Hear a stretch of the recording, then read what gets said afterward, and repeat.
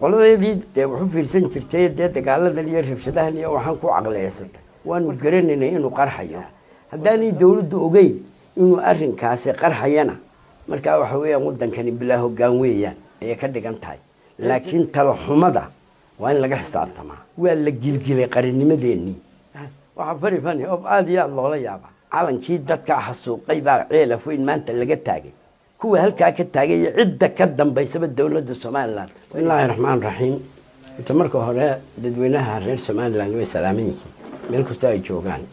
talabaad dadkii dhintay dhinac kastaba ha ahaadaan ama si kastaba ha u dhintaan iyagana dadkoogii iyo qaranka labadaba waanu ka taxsiineynaa waxaa kaloo jira waxa la yidhaahdaa alfitnatu ashaddu min alqatl fidmadan dilkan keentay baa ka xun dilka naftigiisa waxaad moodaysaa habkan aynu loo maamulay khilaafkani waa khilaaf siyaasi ah dawladdu way fudaysatay si farangaagalena way u maamushay waxaa waddanka magaalada laascaanood ku soo qulqulayay dad hubaysan iyo dad sheeganaya inay hogaamiye dhaqameed yihiin oo garaada yihiin oo siyaasiyiina weligeed lama arag shirka halkaa ka soconayay muu ahayn shir dhaqameed shir siyaasadeed buu ahaa argagixisuu taageerayay bishii Noofambar markii aanu anagu tagnay dabeeqadeedii ee ururada la sameynayay dabka halkaa ka qarxay wuu heeraabayay wuu qiiqayay qoladeedii dee wuxuu fiirsan jirtay dee dagaaladan iyo rabshadahan iyo waxaan ku caqliyeysan markaanu sidaa u eegnay waanu garanaynay inuu qarxayo horta dab wuxuu qarxay la filayay oo aan laga fiirsan sidii looga hortagi lahaa haddaanay dawladdu ogeyn inuu arrinkaasi qarxayana markaa waxa weeyaan waddankani bilaa hoggaan weeyaan ayay ka dhigan tahay ceebteedana iyagaa leh ma wada saara dadka talana laguma wada jiro arrinta meesha ka dhacasay xukun baa jira dawlad baa jirta hay-ado dastuuriyaa jira iyagaa waajibkooda ka gudan lahaa tafulintaana ugu muhiimsanaydoo iyadaa laga doonayay inay intaan maaragtay goor ahayd ay ka fakarto waxaa halkaa ka dhacayay arrimo aada u badan waxaynu maqlinay iyadoo laga hadlayo in ay soo galeen ciidamo hubaysan oo ah kuwii sida gaarka ah Puntland loogu tabaqbaray oo xaggay jireen nimankan dawladdiinu meesha way joogtay xaggay jireen ciidankuna xagguu jiray markii dambana madaxweynihii muxuu ahaa Siciid Deni ee Puntland ayaa lala hadlayo wuxuu ka bixiyay raali gelino ciidankii isdhiiba baa la yidho ciidankiiba isu dhiibeen maaragtay muxuu ahaa gobolka oo dabeetana Puntland baa lagu wareejiyay meeshu maxaad maaha waa qaran marka sidaa ugu fiirsato waxaad arkaysaa qaatay way fiicnay in dadka loo dul qaato marka waxa laga soo galay ciidamo calankii Soomaalida oo la sitaa laga soo galay hubkii oo la sitaa laga soo galay waa lagu soo qulqulayay inta dhexdoodii bay ka qaraxday halkii ay ku jireen mas'uuliyiintii dawladda ayaa loogu hor tacsiiriyay waxa weeyaan ciidankiiba oo isku diraysa ayaa nin walba kii ag taagnaabaa dagaalamay horta fadeexadda halkaa ku jirta in fadeexada laga xisaabtamana way wanaagsan tahay ninku tiisu way geli kartaa ha oo maaragtay way iman kartaa geerida inagu nin walba siduu ku baxay Ilaahay baa qoray laakiin talo xumada waa in laga xisaabtamaa weligeed yaa leeyahay dawlad ma noqono ilaa talo xumada dhacda laga xisaabtamo waxaanu leenahay in dadweynaha u sheeganaa waa la gilgilay qarannimadeennii waxa meesha laga shubayay ee sool sanaag iyo cayn warta cayntan iyo waxaanoo dhimidee iyo sool iyo sanaag waxaan waa Somaliland tiba meesha laga saaray dawladnimadeediba meesha laga saaray Somaliland dawladnimadeennii waynu la soo noqonay baynu isku raacnay shirkii burcaynu ku qabanay ahadi qarameed baynu ka yeelan dee waxa weeyaan haddaan xeerba ina qaban nin walba maalin ma imka la dhashay ninkan garaadka sheeganayay muxuu ahaa la yiraahdaa garaad jaamac garaad cali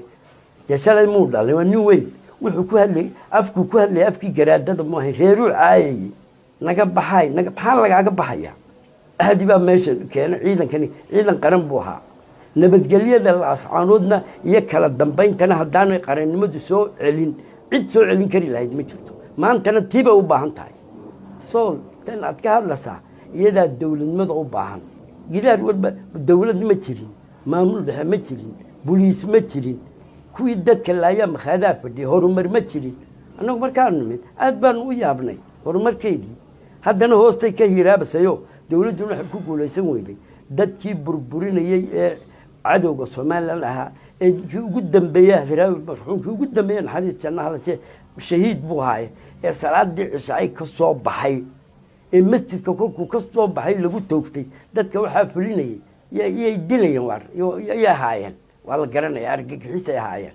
marka waxa weyn garaadaduna nimankii fatweeyay in dadka Soomaaliland la socda maxay hay'ay la laayo iyo kay haayeen imika iyagu argagixisaday taageerayeen waxaan u qabaa in garaadadu argagixisay yihiin garaajada oo la qabto imikana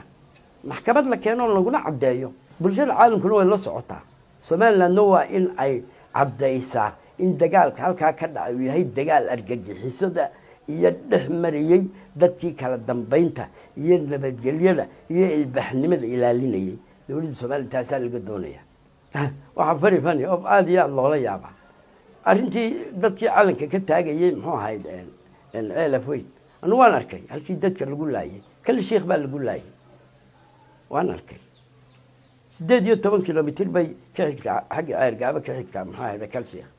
jeex baa baabuurkii iska rogodee lagu soo qaaday iyo kuwii toogan iyo barbar socda ayaa dadkii oo baabuurkii lagu rogayo jeexjeexasi ciidan garbida loogu qardumiyo ayaa rasaasta la mariyay weligeed taariikhdan bay u dhicin sidii halkaa dadka loogu xasuuqay hab noocaasi kuwii kaloo dhan waa la isku xidhxidhayay waxaan xasuusinaysaa taas calankii dadka xasuuqay baa ceelaf weyn maanta laga taagay oo dadkii ku agoomoobay dadka ogay jeclaan kuwa gardarada lagu laayay ee waliba la qabiil soocay kuwa halka ka taagay cidda ka dambaysaba dawladda Soomaaliland waa inay dibadda soo dhigtaa ama dibadda joogan ama gudaha ku jiraan taasi waa mid dawladda u taala ceelaf weyn marmar oo dhibaato badan tahay waayahay laakiin waa dhibaato Soomaaliland leedahay tahay waa dadkeegii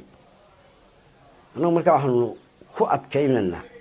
maamulka madaxweyne Muuse Biixi Cabdi iyo gaar ahaan wasiirka arrimaha gudaha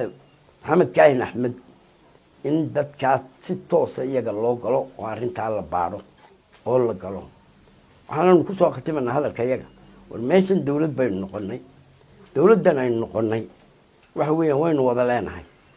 dunqurka iyo darxumada in laga ilaaliyo in meesha doonina bulshada caalamka Soomaaliland doo aqoontahay sool anu sanaag iska badaa waxba Soomaaliya kama taagna ayna doo aynabo inuu Soomaaliland arrinta kale iyana aad iyo aad loola yaabo waxa kamid ah warbaahintii dawladda rasmiga ahayd unba afka xidhatay dawladdu wasiirkeedii iyo muxuu ahaa wasaaraddeedii warfaafinta iyo qalabkeedii iyo dadkeedii iyo shaqaalaheedii baa meesha marayay juuqba waa laga waayay afayeenaa la waayay hay'adaha dawladda mid walba ciidanka booliiska militariga labadaba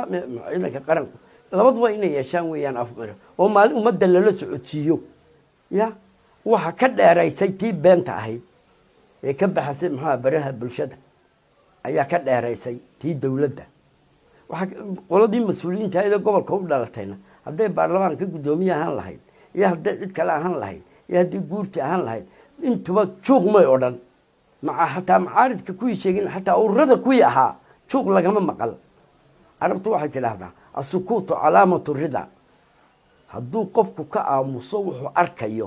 uu ka aamuso waxay ka dhigan tahay uu ogol yahay habarashaduna ma wanaagsana ilaa waxa weyn dawladnimadu ma taqaan habarashada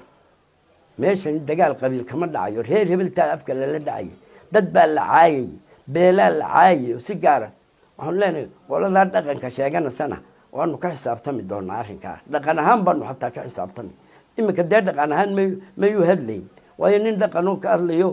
nabadgelyo ku hadlaya oo ummadda isugu yeedhiyo dadkoo dhan u wada garaado dadkoo dhan u wada ugaas oo dadka u wada suldaano ayaa la arki jiray nimankani wixii ay ku hadlayeen iyagana way taalaa waa taariikh waliba imika berigii hore hebel baa yidhi baa la odhan jiray imika maqal iyo muuqaal baa duuban waxaan ku soo khatimanaa